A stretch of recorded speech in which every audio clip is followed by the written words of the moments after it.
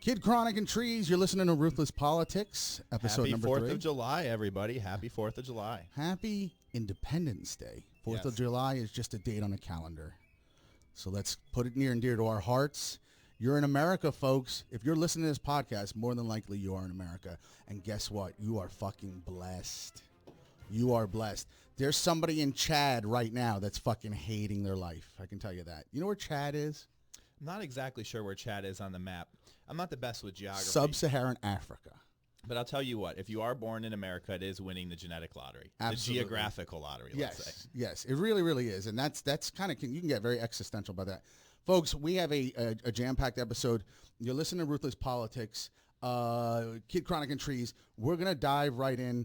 The 2020 Democratic debates and the performance of the following candidates. I'm going to rattle them off real fast. You had Michael Bennet on day 2. Let's talk about, let's go over the performance in general and tell me what you think of your first opinion on well, to go over the winners and losers. Yeah, okay, it's pretty simple. So we can go over the Democratic debates, and I think that basically what was interesting about the debates, well, the most interesting thing was the Kamala Harris-Biden interaction there, where I think most people would agree that Kamala kind of stole the show and is now becoming maybe the Democratic front leader against Biden. And then you had the other big players, I think Bernie and Elizabeth Warren, right? And that was kind of a wash. I think they performed exactly how everybody would expect them to perform. So I don't think they really moved too much. I thought that it was interesting Pete Buttigieg maybe had a small bump. I thought that because he took credit for the problems in his own area, I thought that was kind of nice, and I thought that was endearing, so I think that helped him. And then I thought that he called out the right wing for using religion as kind of a mask to cover their bad behavior or poor stances on some issues, and I thought that was pretty good. He seems to, that's a thing for him. This is not the first time he's invoked religion against the Republicans, like, you know, and I think because he's used it with the gay thing as well, it's like kind of how dare you, you know, judge I kind of thing. And this is the second time he's done that. The biggest bump. I want to touch on that real quick, though. Mm-hmm. It's so true because that you've caught on to that. It is the second time, and it's interesting because what he's doing is he's kind of rotting the religious debate from the inside out. So normally, if you're a liberal or if you're an atheist or if you're progressive or if you've had any experience with the church, a lot of us kind of write the church off and say, that's not really for us. But here's this guy who's been written off by the church, who's a member of the LGBTQ community. And normally he would just turn his back on the church and say, well, the church turned their back on me, the hell with them. But instead he stayed in the church, says he values the church, and he's challenging the church to either toss him out or admit he's right. And it's fascinating. Well, he, as far as the polls show, because there is a CNN poll that we can quickly talk about, Joe Biden was the big loser. He lost about 10 points. Okay. Oops, ouch. So the Kamala Biden debacle did help Kamala. The rise of Kamala is certain. She got a huge bump, about 9%. She is actually number 2 now in the CNN poll, Kid Chronic. Biden's still holding on to number 1, but Kamala and Elizabeth Warren kind of have jumped Bernie Sanders, or certainly have put themselves now up closer to where he is. I believe he didn't do too well in the second night. Very stuck on his 1%, 1%, 1%. And it looks like that he is just a victim of being Bernie. It's either going to win or it's going to lose. Couple other highlights I want to ask you about. Definitely the rise of Kamala, as we see, and we'll go over the other night too, because I think we're leading off with the second night because it was so many more fireworks. It was a much better night. But you had the rise of Kamala. What about when they asked about health care for illegals? Everyone put their hand up on that panel. Even I think it was the New York Post is basically like, you just committed suicide. What's your opinion here about what Americans think? We're all struggling with healthcare, right? And then every candidate put their hand up and said, if you're not even a citizen here, you should be on this whole situation as well. Well, we don't even have it for Americans. Wow. Okay, so that's a lot to unpack. So let me start at the top there. I think that the reason that Bernie is fading back a little bit, and gosh, he does stay on message with it, just taking it to the 1%, which is why we all love Bernie, but he's so far to the left, he is not your natural candidate. You know, he's a far left candidate, so it's only natural for him to kind of phase out as the process goes. I think it was unusual that he went as far as he did last time. What is fascinating, too, about Biden falling off is I think that that's just, he may still be in the first place, but I think that's just the beginning of many small chips that are going to come into the fortress that is Camp Biden that's going to slowly take him out of the race ultimately. And then what was our main part of the question here? Well, and then what it led to was Healthcare for illegals. Oh, On yes, day 2, of everybody has their hand up. So yeah, man, when that happened, that question was such like a loaded question, because here's the thing. If you're a Democrat and you stand for health care for all people, there's 11 million immigrants in the country at any given time. So they're going to the emergency room. They're part of the people bogging down the system. So the idea is, if you give a public option, everybody here in the public in the country would be able to just go to the hospital and get treated. If you are walking down the street and you are hit by a city bus, you would just go and get your broken leg treated, and there would be no bill. And I think that's the kind of healthcare utopia that we're hoping for in the richest country in the world. So the Republicans have no healthcare plan. They have no answer for this. Should it be extended? But hold on. How do they get that question into the debate? Because that is such a question that takes everybody down this left field, where it says, well, okay, should illegals get healthcare? And the answer off the top of most people's heads will be like, no, an illegal immigrant is not part of the country. They shouldn't be able to get healthcare. But then they're here, and there's so many of them, and they're using the healthcare anyway. And so it takes the whole debate down this rabbit hole, and it gives the whole right wing a whole huge kind of argument to stand on, if you will, when really this is kind of a red herring. Americans need healthcare. They should vote to give themselves free healthcare, and they shouldn't be worried about this little small part of the argument. Let me stop you here. It sounds great. It's a system that's not even in place for Americans.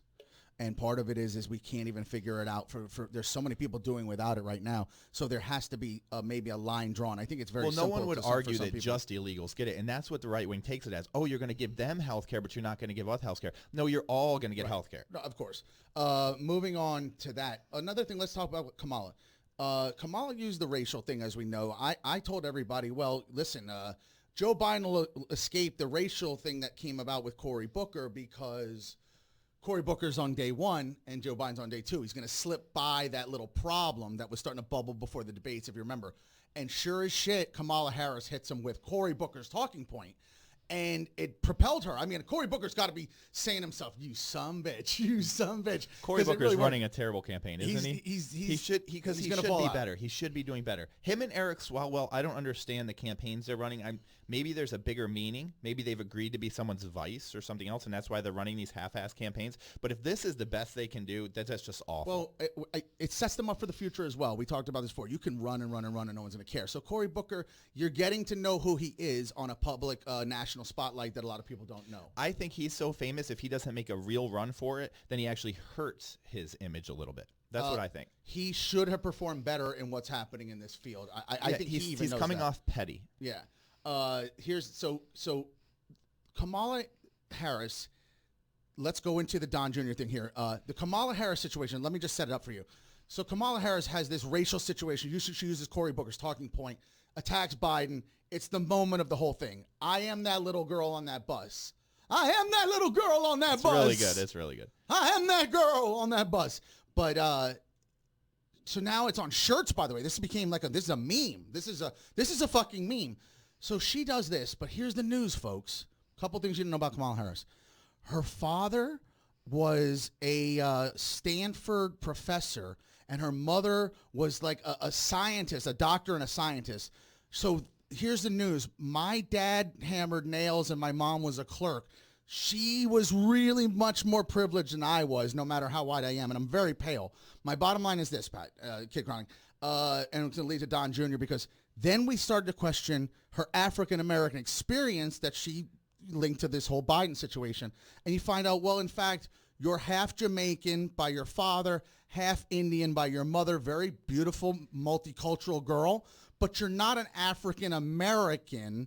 You have a different perspective. I think that's fair. What did Don Jr. say about that? Okay, so I'm not even going to get into Don Jr. yet, because I'm going to step back a little bit further. All right, go so ahead. I think that in the debate, when Kamala went after Joe Biden for the busing thing, one, I can't believe that Joe Biden just had such poor answer for it. He should be like, listen, I've been in politics a very long time. I'm very experienced. I've been on lots of sides of lots of different issues, and I've evolved. And if you look at my life and my evolution as a politician, I'm in the right place now to beat Trump. That's all he has to say. The fact that he can't get those words out of his mouth, let me know that he's not our candidate. You know, now the thing with Kamala, what I thought was fascinating is, do I care that Kamala was like in the second wave of busing and got bused to school and experienced like some light racism in her life or whatever? Sure. Okay, great. Whatever. But at the end of the day, what I was impressed with is not that. I was impressed with Team Kamala's ability to take Biden out in a debate, to create a go viral moment, and then to execute it. So to deliver on time, make it into a soundbite, get it onto the T-shirts, get it onto the memes, take over the race. That is what's impressive. If she can that, and she can continue to do that with whoever she's up against, then she has a clear chance to go all the way to the White House. So I thought that was very impressive, and I think that's what pissed off the Trump team, or at least got their ears perked, and that's why they called in Don Jr. for the little dirtbag hit that he did, where he basically called her not an American black. But let me tell you. Is this true? Wow. No, that's not true, because here's the thing. That's what he said. Let me tell you this. True? Well, wow. Okay, so what Don Jr. did, Don Jr. is one of the biggest fucking assholes on planet Earth. This is what he did. No. He puts this thing out there that he knows isn't true, that he knows he shouldn't put out there, and then he says, "Is this true?" And that's what he did with like the whole Mueller report. He's like, yeah, I committed crimes and I committed treason, but I'm so stupid. Like, how can you make me guilty? I didn't know what I was doing. I thought this was politics. Like, fuck you, Trump, and your I'm too dumb to fucking know what I'm doing argument all the time. I'm fucking tired of it. Listen, it's all shucks. You're the strongest family in the world. You don't know what the fuck you're doing anymore. You have billions of dollars. You don't know what you're doing. He hit the retweet. Somebody he deleted it. He deleted it. He did delete it. I don't understand totally how this is a racial debacle in that somebody pointed out her actual ethnic background, which she should be proud of. I believe I have Polish in me, and that's nothing. Nobody's bragging about that. I am that Polak guy. I think she is proud of it. Polak politics. I think she is proud of it. And let me tell you something. There's no such thing as different types of black or not black enough. If Kamala Harris gets pulled over by the cops in a Honda Civic in the wrong neighborhood, she's fucking black, and she's not going to be able to explain to them that I'm part Jamaican and this and that. And my dad was a Stanford professor. That cop doesn't give a shit, and she's going to jail. And that's what it means to be black. And that's why she does get the black street credit. And that's why birtherism and racism and all that stuff is nonsense. And don't forget that campaign against Kamala was also bot-oriented, and they don't know if it was Russian bot-oriented, and Donald Trump Jr. participated in it. So we know that these bots are a cancer on American politics, and Trump Jr. is right at the helm, fucking loving it. So at the end of the day, you're right. Kamala is definitely catching shit in a Honda Civic in a certain neighborhood. So there's your Trump Jr. situation. Now, I want to make a point that was not mentioned in these debates, and I'd like your opinion on this. And if you can, we'll keep it quick, because we also got one other thing in this debate I want to talk about, which is the kind of the fun thing, and that's the kooky spiritual crystal goddess. Oh man, I love her. So we're gonna get to her in a second. But what's her name? Marianne Williamson. Marianne Williamson. Marianne Williamson. So I got something for love her. Call me. She's adorable. She looks almost like kind of lizard lady-ish. Like she's a definite shapeshifter. But she definitely puts out on the first date. Google shit. Yeah, absolutely. If you got the right crystal in your pocket, you're fucking scoring. But that being said, one question that did not get asked in this debate, and I'm interested to mark this down if that happens in other future debates, and that is nobody asked about reparations. Now, there are certain candidates that went with Al Sharpton in front of some, whatever his committee is, I'm not exactly sure, and they went on record that they would support, they didn't say reparations, but a committee to investigate the beginnings of possible reparations. This was not asked in debate. Why do you think it wasn't asked for the American public to really swallow that? Because they don't all know about the Al Sharpton thing. And where do you fall? I'd love to know where Kid Chronic falls on reparations. Oh, wow. Okay, so let me solve all of America's woes here in this podcast. No problem. I'm apt for the challenge. Right. Okay, so the thing with reparations in politics, I wish Democrats would fucking run from this issue. This is such a stupid issue. How are we supposed to sell this to the American people that this is a good idea? It's tough, right? It's terrible, man. And we already have some things in place, that help minorities get into colleges or get other privileges, start businesses. So there have been some inroads made, right? Now, obviously not enough has been done. And then the initial premise of reparations, I think, was like 40 acres and a mule. And it's like, even back then, that sounds crazy. And then how are we supposed to turn that in today's terms? And then, my always obvious question is, well, I'm first generation in America. My dad came over here from Italy. My family didn't own any slaves. Yeah, do I have to pay? Because I think I have a legitimate legal case that I haven't done it. But I do think America owes the African-American community something. Is it a check? So you hit on a good point. Let's talk logistics. Let's say you pass this. Okay, reparations. Boom. Let's talk about each side. how do we determine what white folks, or in this case, Asian folks, or every other folks, Latin, are you getting taxed because your people didn't do this? A lot of them, like you said, these Italians, these Irish, a lot of folks, they weren't the blue blood slave owners. So how do we determine what white folks got to pay this money? That's number one, never discussed. Number two, how do we determine your proper blackness or your African Americanness? Are you tied to slavery? If your blackness is from Jamaica or another country, perhaps like a Kamala Harris, whatever, are you entitled to what the slaves got here, or is it just willy-nilly? As long as you're black, or like, what if your family was here for segregation but not slavery? Do you get like half of a reparations check? It becomes, you know what I'm saying? The it's logistics crazy. are kind of strange, and I believe that's one of the reasons it'll never happen. I agree with that. It's impossible to enforce, and it could never happen. And the thing is, too, people Why need is to it not being talked focus on about? Why are we pandering to that? I have no idea who injected this into the news cycle, but it needs to get out because it really is ridiculous. But here's one way that I think they could do it. If you give people a check and they're lower income, a lot of times they're going to frivolously spend that check. So you actually directly inject that to business owners. Like if we gave everybody a reparations check, the guy who owns the local rim shop in town, right, he's going to make a lot more money.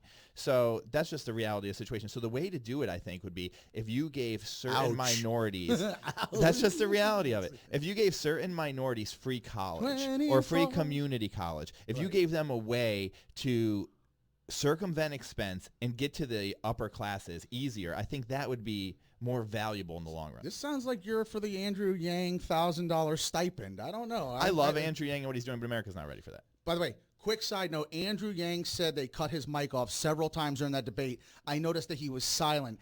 That's what happens when you don't wear a tie. No one takes you seriously. I got to tell you, man, Asian people are so sweet. Listen, my ex-wife, God bless her soul, half Asian, Filipino. Asian people are so sweet. This guy would not interrupt anybody. He never barged in. Kirsten Gillibrand interrupted 20 times. I was just going to say that. Yeah. You know who's not sweet? White women. No. Kristen Gillibrand will choke you out with your mic cord to get in there. Yeah, he'll just sit there gently with like great things to say and won't say them. She had her caked up eyes, and I was all scattered before I hit the debates. Andrew Yang, that's my Catherine Hepburn. She's my pet peeve. Marianne Williamson, so we're talking a lot about these debates. So let's wrap it up here.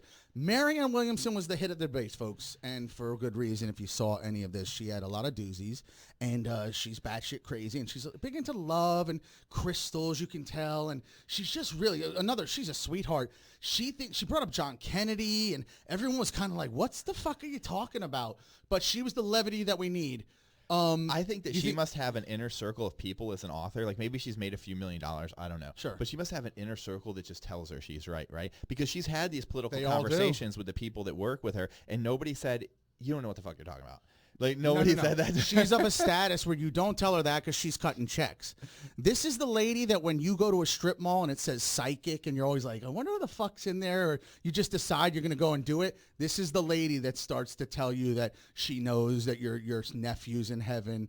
And this lady is a kook. And by the way, she was like, if you guys think that you're going to beat them with plans and, and anything strategy, that would make totally normal sense, that's not how you're going to do it. No. I will meet you on the battlefield with love, sir. With love. And she literally pulled out like a Cupid arrow and I would pay $1,000 to see Trump just watching that. When he watched that live, I bet you he laughed so hard. I mean, I bet you he had one of those deep belly laughs where like you're almost like falling over on the floor and like you spill your popcorn. That's how funny that had to be to him. This is what's funny about it. And if you're a Republican or you're a Trumpy, the Republican Party, on a side note, is actually got somebody that is raising money to make sure that Marianne makes her quota. So she's met her quota not financially to make it to the next round of debates, but she's met her other quota as far as I think her 130,000 donators, something like that. It was something. There's 2 quotas you got to meet, and I'm drawing a blank on it. But she's hit one of them. And there you're trying to see that she gets past the threshold. The Republicans are feeding her money just for the fun factor. Does she diminish the group a little bit? Like, why are you on stage? Is this a joke?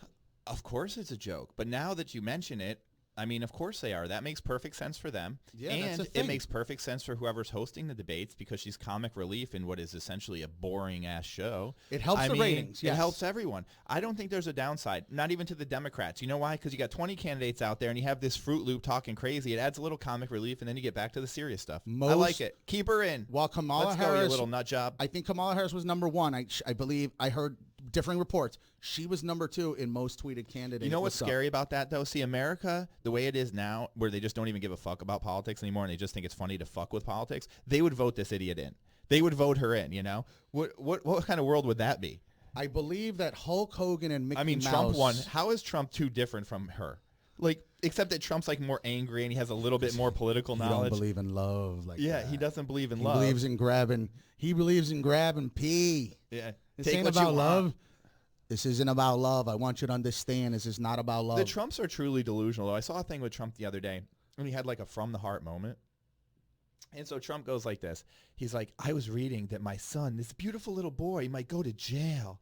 And I'm thinking to myself, like, do you not realize, like, some of the stuff that you guys are doing might possibly lead one of you to jail? Like, how disconnected could you be? Because it was, like, really, he wasn't, like, bullshitting or covering up for son. It was for the heart. He couldn't even fathom that maybe Don Jr. was anything questionable about his character at all. And I was like, what world is this guy, like, legitimately living in? Well, he loves his boy. Listen, they're a close-knit family. We know he loves Ivanka. Ivanka. What a beautiful girl. Did you see her at the G20? Yeah, Ivanka she's a star. At the G20, that's our perfect segue. We can go right into the G20. She busted into Yes, photo shoots in the G20. She stepped in front of Mike Pompeo. She's caught on camera trying to speak to other dignitaries where she's a babbling brook, has no clue what she's talking about. I think she changed clothes like 15 times for every photo shoot, like black for the DMZ, white for the ballroom. Like, what the fuck is this girl doing? She is a fashion plate. Listen, let me explain something to you, my friend. We had to look at fucking Chelsea Clinton for how many years? So let's enjoy this, right? And I know you're a man of the ladies. I mean, everybody see this guy on camera? This guy, you know, Kid Chronic over here. That is not true. But my point is, Ivanka is like, all right, all Trump shit aside, you didn't even know who she was. You look at her. She has got it really going on. I mean, she's hot and rich. She's accomplished. She seems like she's nice. And all the Trump her shit hair aside, is never out of place. She is. And then you see her with Jared Kushner, and you're thinking, she's got a really great heart because she could be with anybody. Listen, I'm not going to name names, but a whole bunch of chicks are fucking NBA players, and all of them. She settled down with Jared Little Kushner. Dude, she That's probably sweet, did isn't all. it? She probably did all of that. Number one, probably still She does did all not of fuck that. one for person right now. in the NBA. But Jared, how dare you say? Don't you say that? Who knows how many people in the NBA she probably fucked? Don't you say that? Let's be honest. Jared Kushner is just like her dad. He's like a more homogenized version of Trump. Like he's kind of shady. He's involved with like all this weird shit. He's got tons of real estate investments. Nobody knows if he's negative 300 million or positive 300 million. He's a baby Trump. He's a little Trump. Yeah, he'll get on his knees for any dictator. Like, I mean, it's right up the course for her. She was like, you know what she thought to herself? She goes, this little guy here, I can plug him right into what I got going on. You know what else is fascinating too? So there was these Sean Hannity tapes that came out, and they were texts between Manafort and Hannity.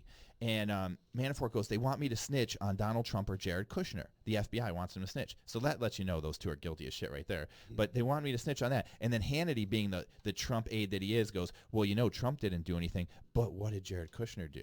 Right. And then Manafort goes, oh, nothing. They just want us to snitch because we did nothing. And you could tell that the whole conversation was like awkward and kind of like arranged a little bit because they thought people might be listening, which obviously they were. But that just lets you go right there that the Trump family thinks Jared Kushner is expendable.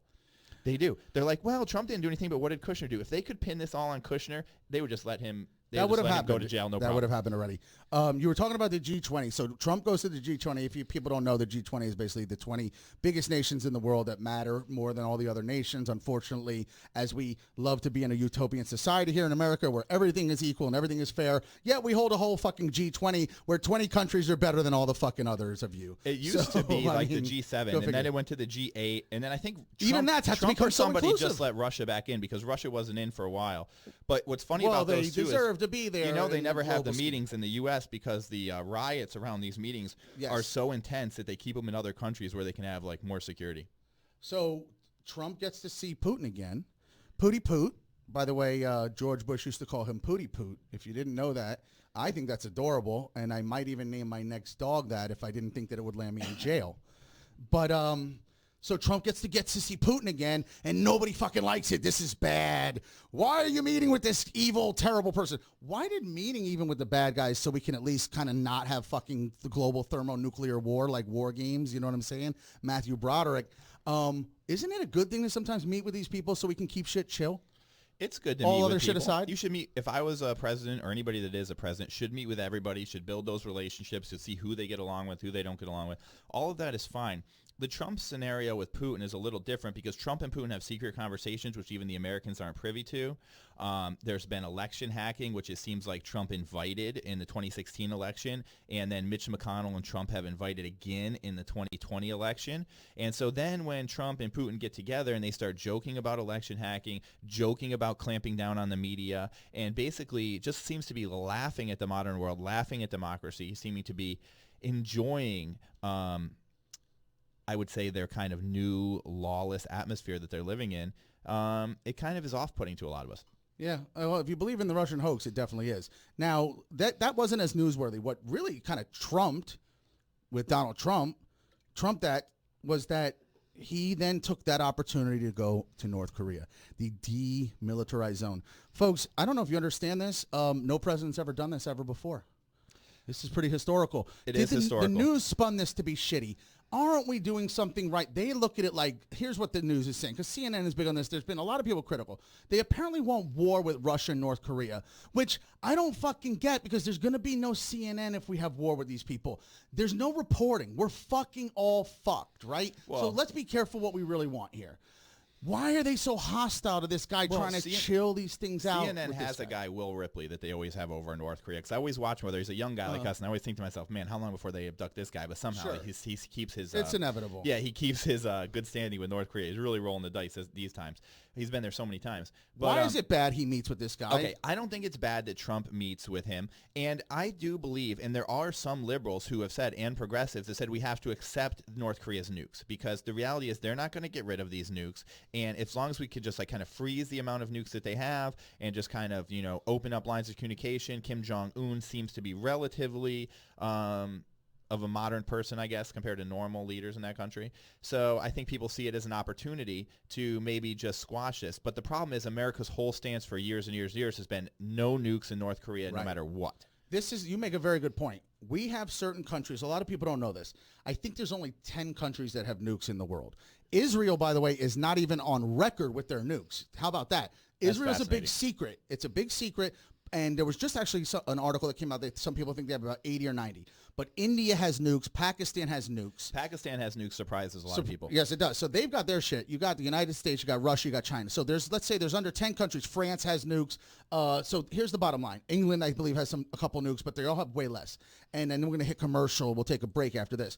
At the end of the day, I think you just hit on the head. We need to give up the whole North Korea not having nukes thing and just suppress it like we do with Russia, like we do these other countries. That, hey, okay, you can keep them, but fuck, dude, we need you to play ball. Bad news about that slippery slope.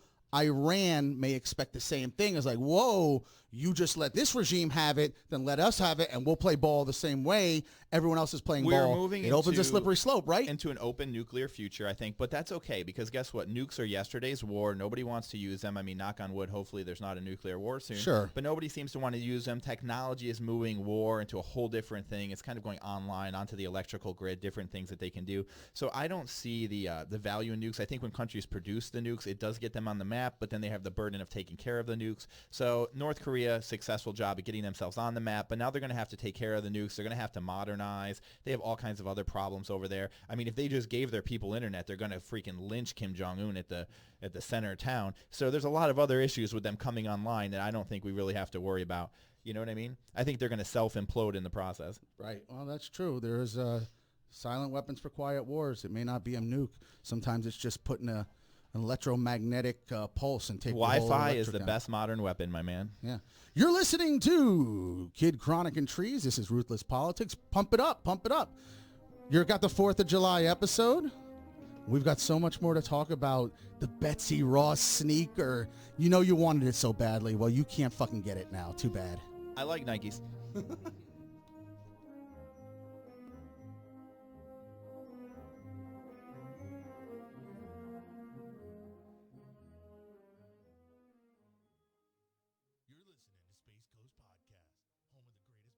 On the Space Coast. If you're interested in becoming a sponsor or having your own show, email us at spacecoastpodcast@hotmail.com. Space Coast Podcast. Talk hard! Hey there, this is Jesse Hall, and I want to remind you to tune into Business Elite Brevard Edition. And what we do on Business Elite Brevard Edition is bring to you some of the biggest movers and shakers on the Space Coast. These could be industry leaders, tech innovators, and social influencers. And what we do is kind of bring them on, ask them some of the most relevant questions that you may not know about. And these are people who may not be in the news, but they are making moves behind the scenes. Again, tune in. Business Elite Brevard Edition.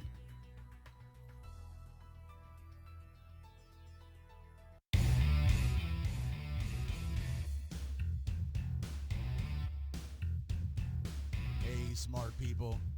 Because you got to be smart to even be listening to this show. No dummies allowed.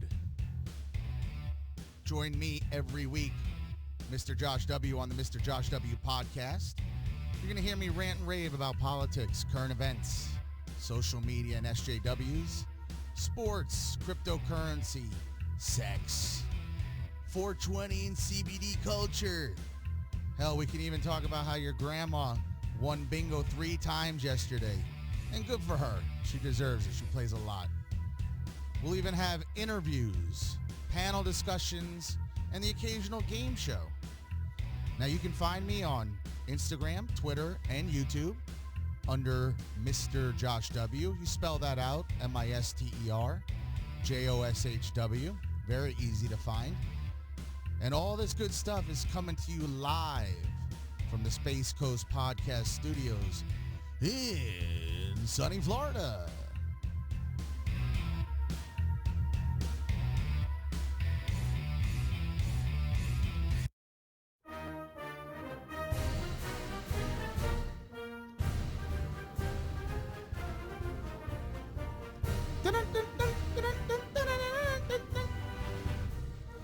Ruthless Politics, episode number 3. Hello. Kid Chronic and Treez. We're all about those trees, all about that CBD. CBDopedia, one of our incredible sponsors, folks. If you don't know about CBD, it is a life-changing situation. And they filled you up with opioids your whole life. And now they're getting sued the fuck out of because it's very nefarious. But there's something natural that does work. And it is CBD. And you should check out CBDopedia.com and look into Pure Clear Hemp, which is one of the best brands that they have. And if you use coupon code Chronic or Treez, you can get 10% off your whole order, folks. That's very important. nice. So that's one of our cool sponsors. And we're always looking for more. And we know as we grow out, we'll have that opportunity. But we'd love to have you drop your knowledge and your product and anything that we believe in that's really cool in tying in with this podcast. So we're halfway through episode number 3. It's, listen, folks, you got to understand, sometimes it gets ruthless, sometimes we agree. I think we've been playing very nice. This has been actually cathartic because it's been a good bounce back of ideas, and for people to listen, they're getting 2 perspectives here, and it's been done. I mean, it's going to get more ruthless at some point, but this has been kind politics. Yeah, it's been pretty good. It hasn't been friendly too ruthless politics. yet. Yeah. I mean, you lefties should be happy. This has been a safe space for politics. I feel safe. I don't feel like I need a cuddle or a back Snowflake rub or safe anything. zone? Yeah, I feel like I'm in a safe zone. Yeah. As long as you don't write Trump in chalk on the floor anywhere near my feet, we're going to be fine. We're going to be fine. Anyways, we're going back. Trump in North Korea. Kid Chronic had something more he wanted to add about this historical moment. Here is the thing I think about Trump in North Korea. I do think it is historical. So even though Trump is in the middle of an election and he clearly needed something positive and he clearly, did this for political reasons and for his own ego, and I think just because it's ballsy and he wanted to be seen as ballsy, it is good for the world if we have an open dialogue with North Korea. The sanctions were going nowhere. They were hell-bent on not giving up the nukes. Pakistan has nukes like we touched on before, pretty responsible with them. So I think that we really don't have a choice here, and we waste a lot of time on these sanctions and basically trying to starve the people of North Korea out. I am a firm believer that information and sunlight is the best disinfectant. So really, by giving more information to the North Koreans and letting them come online, they are going to become a much safer area, and it's going to be better for the whole world. Certainly going to be better for the people of South Korea that have, endless ammunition pointing at them at all times. One of the things that Trump pointed out about North Korea, and folks, you can take it or leave this, I think he sees a future there that he's going to invest in. I think that he's getting cozy with this guy for a reason personally after. And Trump I'm going to tell you why. North Korea? I'm going to tell you why. Oh Absolutely. Here's why this is, I'm not saying it's going to happen, but here's why this can happen. And think of it this way. This is why he's juicing this guy up. One of the things Trump has talked about with North Korea is what a beautiful country it is. And what people don't understand, and while it's a little north of South Korea, obviously, geographically, so it's a little colder in certain situations, but South Korea has an extremely thriving situation, as we know, right? I mean, they produce, there's tourism there. I mean, they thrive. Yeah, South Korea is thriving. Okay, North Korea can thrive. So he believes that there's investment opportunity if you would just stop doing what you're doing, stop fucking your people, and let everybody win. And I fully believe if that ever happened, and it probably won't, that Trump is one of the first people, because his ego would even say, I put a first hotel in North Korea, Oh my Pyongyang. God. That would be wild. Trump, Pyongyang. I'm sure inside Pyongyang, for like the powerful people that are there, I'm sure there's a big push for them to kind of go a little bit more mainstream. I think Kim Jong-un feels that. I think he wants to go more mainstream. I think he realizes there's no future running the country like the way his father ran it. But I don't think it's ready for a Trump Tower. If there was a Trump Tower in Pyongyang, who would go? Who would go to that thing? How weird and bizarre would that be? But I wouldn't put it past Trump for trying to do something like that. A lot of Trump fans. Hey, look out your window on the right. We have beautiful gulags. Look out to the left. You can see the people eating grass. Visit North Korea, everyone. It's beautiful. I got to tell you, Trump Pyongyang is one of the most beautiful properties I've ever put together. Listen, I'm sure the business opportunities are right because you could probably sell the people literally like water. Listen, there's just nothing else there. So to get a foothold in, we're talking 10 years from now when things settle down. Like you could be a millionaire if you had like a popcorn cart. Yeah, exactly. I mean, these people want shit, dude. I mean, think about it. Do you understand what a Blaze Pizza fucking does there? I'm talking to you, LeBron James. Do you understand? Like a Little Caesars, like two pizzas. Little Caesars? You know what that could do for North Korea? I'm thinking, and then, listen, if this happens, by the way, I want first dibs on Ruthless Politics North Korea. I want to cover all the shit going on there. Oh, great. That's great. Be That's so much just fun. what we need. This little segment alone is enough to get us on a North Korean hit list. It might very well do that. This is the real life interview. All right, so that's Trump in North Korea. Do you have anything more to add, or are we going into the next subject? Let's wrap that up there before we get assassinated. So here's another interesting thing, and you may not know as much about this. I just found this out, so I didn't prep you, but. And then this is going to tie right into the Nike situation. American pride, one of the top stories on Drudge, and this is a Gallup poll, Gallup being one of the biggest, American pride hits new low. Few proud of political system. So the story highlights said 45% are extremely proud the second straight year under 50% of Americans. 22% of Democrats are extremely proud, down 10% in 1 year. Americans most proud of U.S. scientific success and military least proud of politics. Do you have American pride this 4th of July, Kid Chronic? Everybody who's listening wants to know. I have a lot of American pride. I am a quintessential American. I love America. I wouldn't want to live anywhere else. Do I think that America has its issues or problems? Yes. Do I think that it's slow sometimes for America to fix its issues? Do you mean open and borders? Problems? Yes. No, I don't mean open borders. That is not a problem. Net immigration is at an all-time low. Immigration is not one of the problems? It is not one of the main problems. Everybody listen to that, what he just said. Immigration, not one of the problems. Not a main problem. Probably top on the list of at least Republicans on polls. If you want to say it's a problem in the eyes of Republicans and people that watch Fox News and are all fear-mongered, but in my personal life, immigrants have a zero effect on me. So what would you say? And I live in Florida. Yeah, absolutely. And I live in Florida. Yeah. Hint, hint, wink, wink. So there's a lot of them around here. I would say that and I live in Florida. You know, there's a lot of real issues out there, but this is what happens. I think that people have faith in politics when their leaders are in charge, right? And Trump represents kind of a minority. He's never really been over 50% in his approval rating. So that smaller amount of Americans who have a lot of American pride around probably correlate to the fact that he has a smaller base. So I think that's related. Then I think that Mueller really failed people, so people feel like that investigation was supposed to arrest more people and more high-level people, more cabinet-level type people. It didn't arrest people, so maybe the system is broken. Do you think I think people think that the Electoral College has failed them. So I think there's some key institutional pieces. I think it was before that. I think they think it's a racist country. You've heard people say this goes back to the slavery and the Indians. Racist? Come on. How many countries had slaves all around the world? We should go and spin a globe and take a look at what kind of global problem that was. But what's interesting is that, listen, we even heard politicians even say, when was it ever great? When was it ever great? Well, that's bullshit. Right. And that's a little unfair, right? I mean, because like you said, this is still the greatest country in the world. Tons of faults, tons of problems.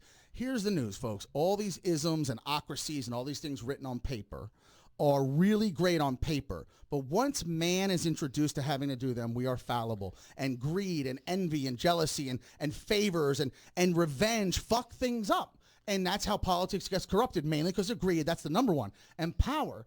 It will always be a problem. It was a problem when Attila Hun was alive. It was a problem when Napoleon was alive. It was a problem when Julius Caesar was alive. It's a problem when Donald Trump's alive.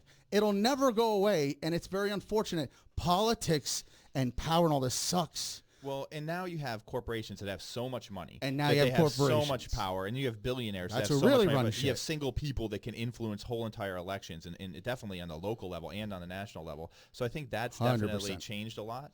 You know, so that kind of, I think, also leads into people feeling negatively about America when they know that if you're a corporation that has enough money, you can change the laws however you want. There are some people that just feel like there's a segment of America, and a lot of people think it's the left, that does not like America. I use the term that they're American squatters. They like what America offers. They like the Wi-Fi, the Dunkin' Donuts, the cars, all the great shit. Fucking chance to see Justin Bieber. I don't know if there's But that many of they're those. Do you think not- there really is? Well, Like, when I 'cause hear my politicians my say, family's immigrants, they came over and they are like more American than the regular Americans. God bless. Because they, you know, when you have to go through the immigration process and you have to get here, and then you get here, I think maybe you appreciate it a little more. I think there are pockets of people who just kind of use the country maybe, but I think that's more of like a talking especially point young people, than it really is. And I Well- want to make the case for American greatness right here. What people need to remember is that America, our economy is so good that our state economies are often better than other countries. That's how much better How about America that? is. How about and when that? you want to talk about safety, when you want to talk about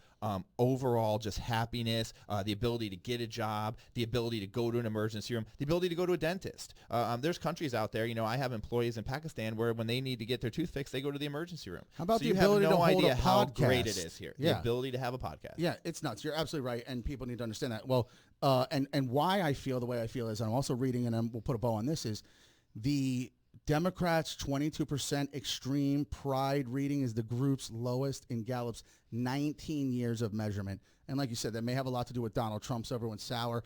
But at the bottom line, that's a very low fucking number, and it was low even before Donald Trump when they did it before. It was obviously Hopefully very that low. number doesn't affect Democratic turnout in the election because that would severely help Donald Trump. Well, there are some people that think Listen, it if you're is feeling already down a on problem. America right now, you need to take a firework, you need to shove it up your ass, you need to wake the fuck up, you need to get out there and vote. Right? What, your Husker do's, your Husker don'ts, your Whistlers, your Dixie Chasers, all that good shit. I All love right. that movie. That's great. Joey Dirt. Joey Dirt. All Joe right. Dierte. There's actually Joe Dierte, a sequel. They actually made like a part 2 and 3. How sad is that? I think Nick Swartzen starred in those. I like Nick Swartzen. He is good. So speaking of people that hate America, let's talk about Colin Kaepernick and Nike. And this is the big story, folks. We're saving this kind of till the end here. Nike decided, and I don't understand how this totally went down, because they manufactured the shoe. There's photos of the shoe. There's all this stuff about this shoe. They made a Betsy Ross 4th of July Americana Pride, and on the back of the shoe, instead of a swoosh or Nike, it has the original 13 Colonies flag. A lot of people don't know what that looks like. You can Google it. It's before we had the 50 stars. Anyways, apparently Colin Kaepernick, who's a bigwig now at Nike, he don't like it. It's racist. It reminds him of a racist time. What the fuck's going on? Do we really, are we doing this? Is this what's happened now? Nike capitulated, they're taking it down. I think you guys just fall for it. Here's what I think. Nike is one of the top marketing companies in the country, if not the world. They're like a Disney, a Pepsi Cola, Coca-Cola. We're talking about a major company with very high end, $100 million marketing budget. And so they know what they're doing, and they run these calculations. So they probably know that most of their supporters are people that are either liberal or of a minority descent, or people that would support this movement. And then it's a calculated movement that they put together with Kaepernick to get this done, because Kaepernick at the end of the day is a Nike employee. So I don't really buy into it. I think they put this up there and then they do it, and then you know what happens? Right wingers run out and pay $500 a piece to get these little commie shoes because they want them, because now they're supposed to be bad and they represent Hashtag little commie shoes. they're like rebel shoes, Oh man, these got like a little commie flag on them. I fucking love it. I'm a Trump supporter. I'll pay $500. So Nike is playing so many games, because first they get the Trumpies all angry this way, and then they push these shoes on them. Like I think Nike is pulling the strings like a master puppeteer on this one. These may actually listen. I'm a conspiracy theorist by nature, and you know that, okay? George Bush 9/11. If you look This online right now, is these shoes entirely are selling. possible. They're selling 4 or 5 times more than they were. 100%. This is entirely possible. They just drove a market. They're like, listen, Cap, You're going to get a cut of this. Talk shit about these. And now they're Yeezys now to the conservative And they're right. like, we're pulling them. You can't get them. Oh, but guess what? There's only a few left on the shelf. Yes. 4 or 5 times. Well, they as much. definitely make it on eBay. They league. Then there's a pop-up store in Nashville. Exactly. So I think they play it like a fiddle. I think it's all organized. Wouldn't that be shitty, man? Dude, They're so I'll go fucking so far back. I think nefarious. Kaepernick's, this whole thing was an accident. Back in the day, if you follow football, which I don't that much, but I happen to be following this because I follow politics, he was about to be cut. And he was like sitting on the bench, and I wonder if he was just sitting out the national anthem or just didn't care because he was about to be cut and he had been benched. And then all of a sudden he gets swept into this political movement where if you've listened to him speak, he obviously doesn't know too much about politics or even too much about the civil rights movement. He doesn't. And so, he's a he's a figurehead. He has a great afro. So am I to believe that he came up with this shoe bothered him? He doesn't know what the fuck is going on day to day. He's probably sitting in a mansion somewhere, cashing his Nike check, driving around in his Lambo. You think he has any real feelings about this issue? I doubt it. Here's something I wonder, folks. They traipse this guy out and around. How come, and the media loves this guy. They fucking blow this guy. Why don't we see more of this guy on some sort of level where he's talking what you're talking about? He hasn't talked about politics. He doesn't endorse anybody. He hasn't, this guy's never brought out in any way because, you're right, if you ever hear him talk, he don't know shit. And by the way, the scuttlebutt is that his girlfriend is the driving force. She's a very, very pro Black Panther type. God bless her sister. I have no problem with you. But she steers his boat, and she saw that this would also be very lucrative, and it has become. But have you noticed that this guy, he's a figurehead as far as he's a nice silhouette. He's got a beautiful afro. I mean, you couldn't do it any better if you cut it yourself on fucking Photoshop.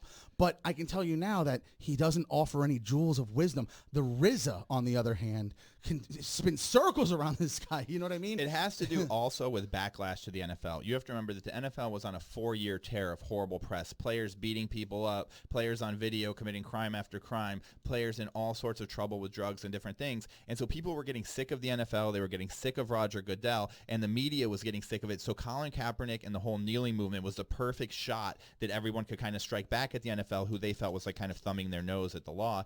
And so now what's happened, if you look at it too, that also opened up a debate over the NFL. And now the NFL's getting it from both sides, the right wingers and the left wingers, and the NFL's taken a huge hit over all of this.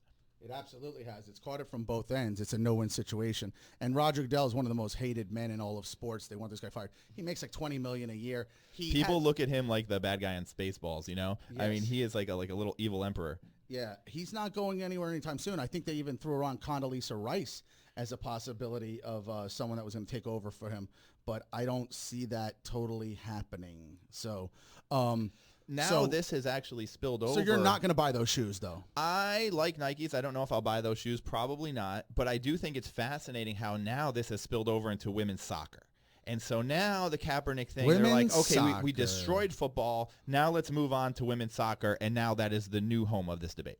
Women's soccer. So we vehemently disagree on this point here. So women's soccer. So as you know, the FIFA Women's World Cup is in France. It is going on right now as we speak. We are actually down to the final 4 teams. We are at the semifinal, the final 4. It is England and the USA. They will be playing today. Is this today? Yes, thank you. Thank you, Jesse. July 2nd. So they're playing today. And then the other semifinal is July 3rd, and that's Netherlands and Sweden. So, Kid Chronic, let's start from the beginning. The ladies soccer team. Let's talk about first the social situation with them before we even get into the gameplay. So the big thing about women's soccer that's getting all the talk about is the disparity in pay. Women's soccer feels like we are better than the men. And yes, they, in terms of against the competition they play, they are higher ranked and better than the men, no doubt about it. They don't generate the same amount of interest, and this is what we're going to talk about, but they want to be paid equal to the men, certainly on the USA American team level, but I believe that they're also trying to make inroads in our professional, which is what they really count on. This is once every 4 years, remember that. So this isn't a big payday for them. They're talking about, we want our money on our club level. A, do they deserve it? And I'm going to tell you why they don't. You're going to tell us, I think, why they do. Okay, let me jump in here then. Yes. I'll tell you why they do. So first of all, let's go women's soccer. It's the 4th of July. Women's soccer is fucking awesome. America should be so proud of our women's soccer team because that shows our freedom, that shows our diversity, and they go in there around the world and they kick ass all the time. They are winners. Winning, like getting tired of winning like Trump talks about, these girls actually do it. These girls are the bomb. So here's the thing. Should they be paid what the men are paid? When you get into their pro jobs, their day-to-day jobs, those teams have owners and they have bottom lines. The owner can only pay the players how much he brings in. Right. So that's a little bit different scenario, and I don't think you can really mess with that. I don't think the United States taxpayers want to subsidize women's sports, let's say.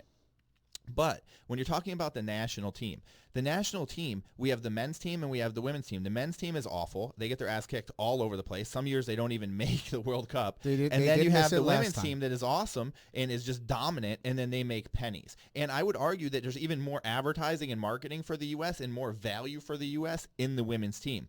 So seems to be now. Can you pay them all even? Gillette. I don't think so either. And the women arguing to be paid even, I think, is the problem because that's not going to happen. Here's what we do. We should make national sports performance-based. The team that wins the most gets the most money, or even go down to the player who scores the goals, or however you want to do that. But if the men's team goes in and loses 3 games straight, they should not be paid as much as a women's team that goes all the way to the World Cup undefeated. Well, here's the difference, and you hit it on the head. They will never be paid. You should make it equal for USA team. I think that's a hard argument. They are clearly dominant. Let's keep this in perspective, though, folks.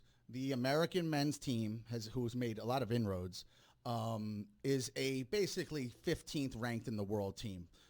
We are ranked number 1 in the world in women's, and we routinely are. 15's a big deal for the men. They're usually lower. Like Kid Chronic said, this is a weak squad. They didn't even make it last World Cup. However, when it comes to club play, like you said, they generate more money right now in men's soccer by far. There's no following even by young ladies in women's soccer to a level that it's lucrative in any way. So while they keep making the point of we're better, you might be. But you're also doing it against inferior competition. And this is what we're going to segue into is the Thailand game. The big controversy with this team, and we probably could have talked about this before, but we're hitting it now, was the 13-0 ass whooping of Thailand, to which it got a celebration after every goal. It was not treated in any way classy. And then there became the talk of, well, if men did this would be okay. I didn't understand why people said that, and I'm going to give you the floor, but what I never understood was I watched your alma mater, Florida State, whip the shit out of team 70-7, and people would be like, this isn't sportsmanship. Lay off the throttle a little bit. What's the fucking point? And Florida State would come back and say, you don't understand. We're getting votes here. And one of the things that's voted on is margin of victory. Margin of victory. Thank you. Exact term. And they had to do this. Now, goal differential was a thing in this. I agree, but nobody's putting up 13 goals. It never fucking happened. So let's get real, people. But at the end of the day, I don't think men got a free pass on this. I think college teams caught a lot of shit for this. I'm surprised the women didn't. They beat up on a weakling. Every other game is 2 goals, maximum 3. I don't even know if they've put up 3 goals since that game, maybe in 1. You disagree with me on here. I think they were running it up, but you made some good points. Here's the deal. I thought it was classless. They beat up on a weakling, a bully. Maybe they did beat up on a weakling, but good. That's fucking America. That's what America does all over the world every day in a million different air bases, in a million different ways, in a million economic ways. America kicks ass all over the world, and we don't make excuses for it. And you're a right winger. When Obama went around making excuses, all we heard was apology tour, apology tour. Now the women go in there, start kicking ass in the World Cup, and it's like, oh, you kicked too much ass for America. Fuck you guys. Fuck that bullshit, dude. Let me tell you something. It's a competition, and in a competition, you play to win. What if the girls took it easy and they're like, we're up 3 goals, and then they relaxed, they started kicking it around, they put the B squad in, and they lost? Then what? Then what? You can't take that risk in the freaking World Cup. The thing happens every 4 years. You got to score as many goals as possible. You don't hold the brakes on. And if their other team isn't ready because that country is smaller, isn't prepared, women aren't as free, doesn't have as much money behind it, or whatever the fuck their problem is, their plane has a bad engine, I don't give a fuck. We score as many goals as we can, and we try to win this. It's the World Cup. Do you think other countries are going to take it easy on us? In other countries like Russia, they're probably cheating for all we know. You know what I mean? So I completely disagree. How about that, folks? I think that Russia cheats. Yeah, Russia cheats. Well, they sports. did in the Olympics. Remember, they got caught doping people in the recent Olympics. So you must be so proud of that hockey goal with Micah Ruzioni when he scores that. You know, my uncles were at that game in Lake Placid, New York. Yeah, oh my God, close to where I grew up. Yes, and it's Italians. But for women's soccer, guys, let's be honest here. They're winners.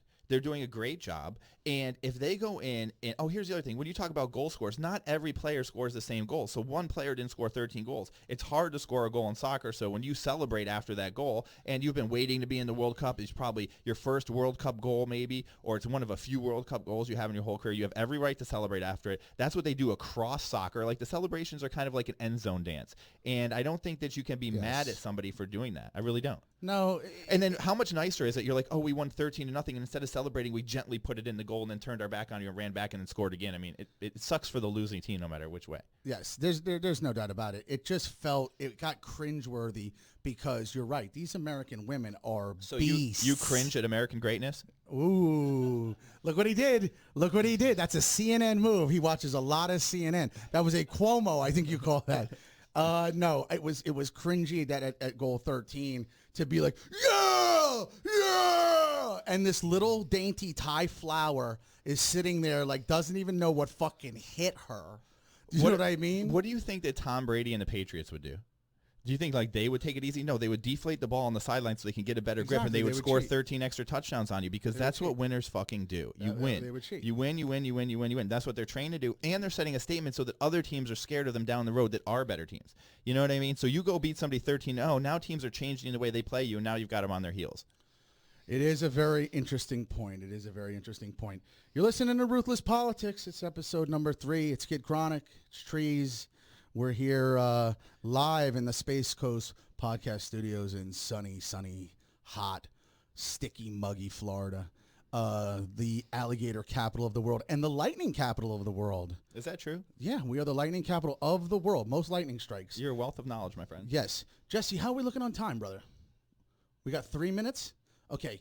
I want to talk about one quick story. You're not probably... Do you have something written down that you want to discuss? No, go ahead. Okay. So I want to just...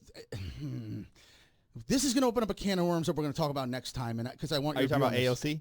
No, well, AOC is the light one. No, I wanted to talk about Portland had an Antifa march or whatever, and this journalist by the name of Andy Ngo, I think NGO, he is a gay conservative Asian journalist, and he got milkshaked with concrete and all this shit, and they beat the shit out of him. And he's had some severe damage. It's become a big story now because it's really put Antifa on the light. It doesn't seem like a lot of people are coming to his defense. Tucker Carlson had him on. Some of Fox News, some media's talked to him. He's suing the whole city. There's going to be tons of lawsuits. What's going on with Antifa? I mean, listen, as a person that is, pretty progressive and is pretty active in all things, liberal, I don't really interact with Antifa. I see them mostly on right-wing news. I know that there's a group out there and they do things that are definitely not things that I would approve of or that I think would be acceptable in modern political discourse. They're definitely radical. These are your Che Guevara guys. Yeah, exactly. So it's definitely nothing that we're proud of. It's definitely something that I would say is not acceptable. I'm not a fan of Antifa. I don't support Antifa, and I certainly don't support attacking any journalist, no matter how crazy they are, no matter what they stand for. I do think the right wing has a way of kind of grabbing onto these oddballs like a Candace Owens or a Milo or this guy. It's like, oh, look, hey, we have somebody too who's a minority who actually believes our stuff, and then they parade him around, and then this person gets their life destroyed and it usually ends up with nothing, like a Milo today. It is kind of what the Democratic Party does with black folks, though. But we actually support them in whole. So we're supporting them because we want their vote, but we do our best, I think, to support them. And there's tons of African Americans that make up the Democratic coalition in actual government. Absolutely. Like we have tons of African Americans they that an African American president even. So it's a little bit different. But here's the one thing, though. When the Democrats are confronted with something with Antifa, we always say, that's bad, don't do that. That's what you should not do. That is too far left. And then on the right wing, I don't know if I actually see that side with your extremists. I think that you kind of embrace them because you still need them to win. Well, that is the way that your side tends to look at it. I would definitely agree. I've heard that. I don't know. They've taken the Proud Boys and Gavin McInnes and completely disbanded what that little thing was. But what's happened also is that Antifa is very well organized. They're organized on Facebook. There's many chapters everywhere. Portland police had a stand down. They let this guy get fucked with. By the way, he has a GoFundMe that's gone over 100,000. They were asking for 50. He has actual brain damage. He had like not an aneurysm, but a clot or something in his brain from getting hit. They stole all of his equipment. So it is a shame, and you're right. The media is getting fucked with. That is not okay. That is absolutely not okay, people. Antifa And they're even talking about this 4th of July. We want to say happy Independence Day, happy 4th of July as we're going to sign off here. But, yeah, watch out, Antifa. There's some talk about some domestic terror warnings and all this. It's a very ruthless political climate out there, folks. Do you want to cue that music? Happy 4th of July, everyone. Do not do anything stupid like Antifa. Make sure you light your fireworks safely. Yeah, don't shoot them off at journalists.